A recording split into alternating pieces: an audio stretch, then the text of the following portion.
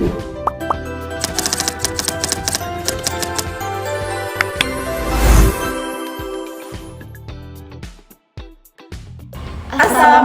warahmatullahi wabarakatuh. Perkenalkan, kami dari kelompok 5 pengantar ilmu administrasi bisnis. Di sini kami akan membahas terkait PowerPoint yang telah kami buat dengan tema Teknologi dan digitalisasi dalam administrasi bisnis. Perkenalkan, dengan saya Salsa Febrianti. Perkenalkan, dengan saya Somoya Rahayu. Perkenalkan, dengan saya Sinta Nadia. Selamat menonton.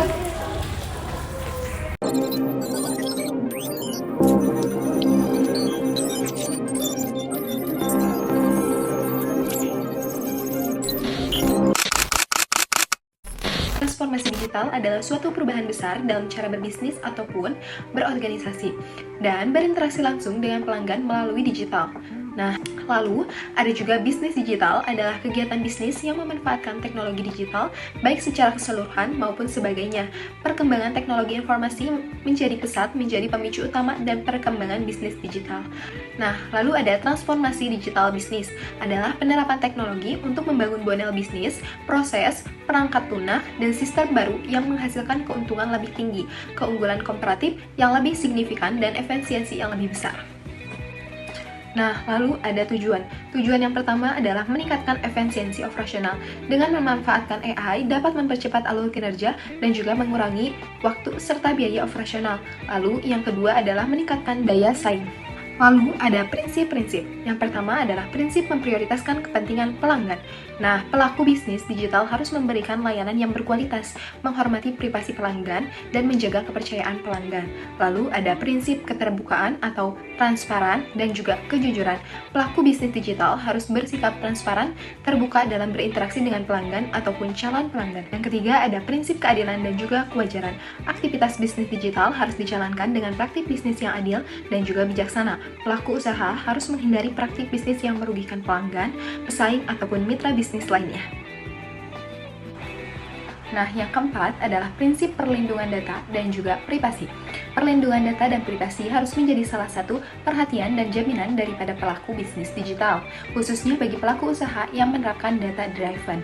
Nah, yang kelima ada prinsip keberagaman dan juga inklusi. Setiap individu dalam bisnis digital harus menghindari hal-hal yang dapat menyebabkan konflik dan keberagaman dan inklusif atas sebuah kelompok kegiatan bisnis digital. Setelah kita mengetahui pengertian dari transformasi digital, digital bisnis, tujuan dan prinsip, di sini saya akan menjelaskan beberapa poin dari ciri-ciri bisnis modern itu seperti apa. 1. Mengandalkan teknologi digital. Dengan menggunakan perangkat lunak seperti aplikasi dan platform online, dapat membantu kita dalam mengelola proses bisnis maupun berkomunikasi dengan pelanggan, dan dapat mengotomatisasi tugas-tugas rutin kita. Kedua, lebih fleksibel. Lebih fleksibel di sini itu dalam mengatur struktur organisasi maupun cara kerjanya itu seperti apa. Ketiga, mengandalkan analisis data.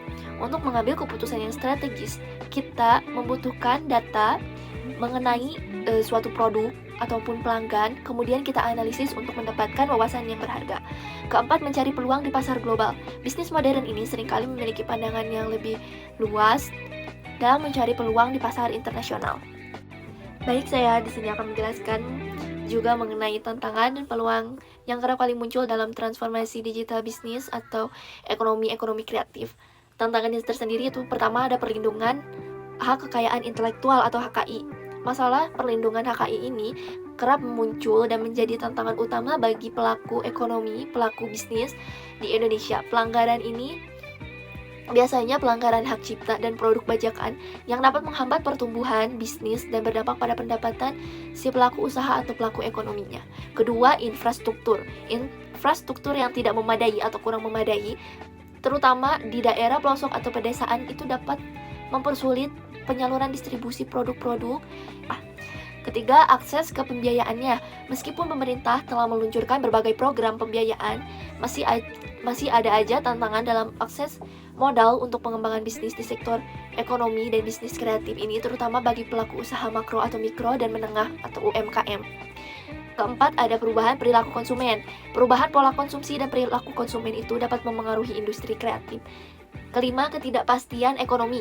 Faktor-faktor ekonomi global dan lokal seperti fluktuasi nilai tukar mata uang, perubahan dalam pertumbuhan ekonomi, dan ketidakpastian politik dapat mempengaruhi bisnis di sektor bisnis digital dan ekonomi kreatif. Selanjutnya ada peluang. Peluang sendiri pertama ada peningkatan kesadaran mengenai hak perlindungan kekayaan intelektual. Kedua, ada investasi dalam infrastruktur. Ketiga, kemudahan akses ke dalam pembiayaannya. Keempat, ada peningkatan pasar global. Akses ke pasar global melalui platform digital dan perdagangan internasional dapat membuka peluang besar bagi pelaku usaha atau pelaku bisnis kreatif yang ada di Indonesia. Kelima, ada inovasi teknologi.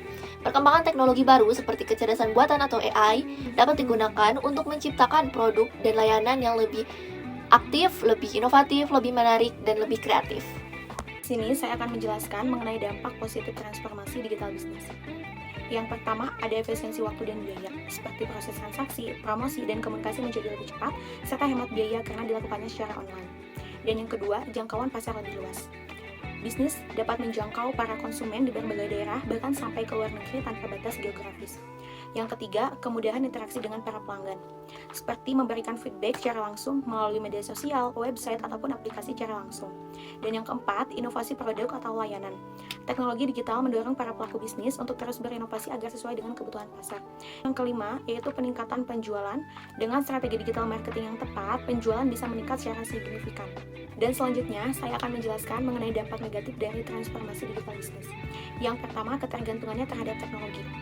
Bisnis sangat bergantung pada infrastruktur internet dan stabilitas teknologi seperti gangguan yang dapat melumpuhkan operasional. Dan yang kedua, keamanan data yang sangat berisiko serangan cyber ataupun seperti terkena hack dan kebocoran data sensitif meningkat sehingga membutuhkan investasi besar dalam keamanan. Dijelaskannya materi di atas mulai dari pengertian, tujuan, prinsip-prinsip, ciri-ciri, tantangan, peluang, dampak positif, dan bahkan dampak negatif. Selanjutnya di sini saya akan menyimpulkan dari transformasi digital bisnis. Mayoritas menyatakan bahwa digitalisasi itu mampu meningkatkan efisiensi kerja, terutama dalam mempercepat proses pengelolaan data dan pengarsipan dokumen. Selain itu juga, penerapan sistem digital juga membantu untuk meningkatkan akurasi data dan mengurangi kesalahan manual. Hal ini dirasakan sangat berguna, terutama untuk penginputan dan pengolahan data yang sebelumnya itu sering mengalami kesalahan akibat metode manual.